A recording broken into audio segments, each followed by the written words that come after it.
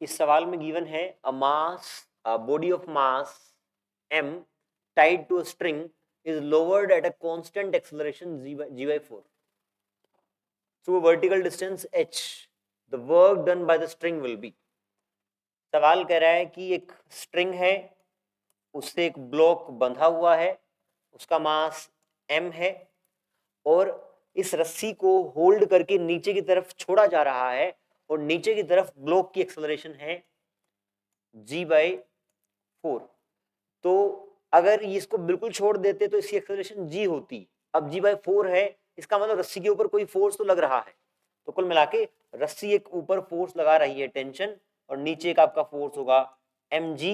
Definitely ये वाला force बड़ा होगा तभी ये नीचे की तरफ एक्सेलरेट कर रहा है। ये सिचुएशन है और इसके बाद ये ब्लॉक नीचे की तरफ h डिस्टेंस से डिस्प्लेस हुआ है। हमें निकालना है work done by the string. String के द्वारा कितना वर्क डन किया गया है। स्ट्रिंग के द्वारा किया जाने वाला work done is simply work done is F dot force dot displacement.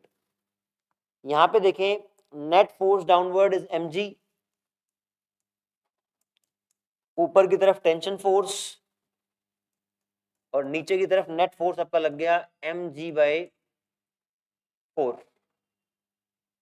इसको साइड लेके जाएं टेंशन को, T mg minus mg by 4, 3 mg by 4, ये आपका टेंशन का फोर्स हो जाएगा।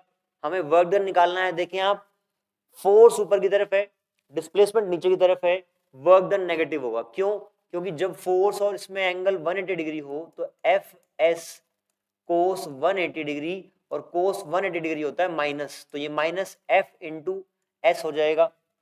आपका फोर्स कितना है? ये आपका फोर्स है। डिस्प्लेसमेंट कितना है? h है। तो work done will be minus 3/4 mgh।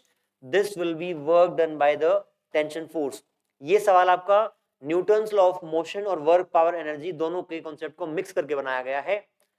एक रस्सी को नीचे की तरफ, एक ब्लॉक को रस्सी से बांध के नीचे की तरफ लोअर डाउन कर रहे हैं विद एक्सेलरेशन g by 4। तो आपका ऊपर टेंशन का फोर्स रहेगा, क्योंकि फोर्स नहीं होता तो हर ये ऑब्जेक्ट g से नीचे एक्सेलरेट कर रहा होता। अब g by 4 से एक्सेलरेट करेगा तो टेंशन आपकी लगेगी। तो इस केस में टेंशन हमने निकाल ली by using Newton's law of motion. Force आ गया, डिस्प्लेसमेंट पता है, लेकिन अपोजिट डायरेक्शंस में है फोर्स डिस्प्लेसमेंट, तो आपका माइनस साइन साथ में आएगा। -3/4 mgh will be your answer.